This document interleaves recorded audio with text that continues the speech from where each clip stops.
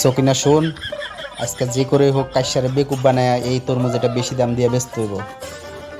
ওই যে কাইসা আইতাছে, ওর সামনে আরো টাকা দিয়ে বেশি করে ঘুরা, বেশি করে ঘুরা। মুরগি পাইছি, মুরগি পাইছি, মুরগি পাইছি। আজ পাশা খেলবো রে শাম। ওই মন্টু, বাড়িতে আসিস নাকি? আরে এটা কি তরমুজ? তরমুজটা বিক্রি করবি? কয় টাকা দাম?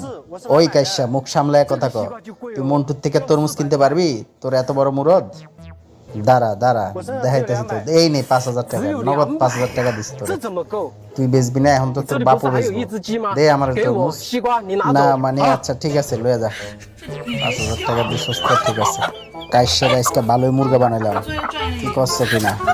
তাড়াতাড়ি চল। কি আমি বড় লোক হয়ে গেছি, মন্টুরে বোকা বানায় তরমুজ নিয়ে এসেছি। টাকা কই, টাকা কই? এত বড় সাহস, আমারে বোকা বানাইলি? আচ্ছা ঠিক আছে।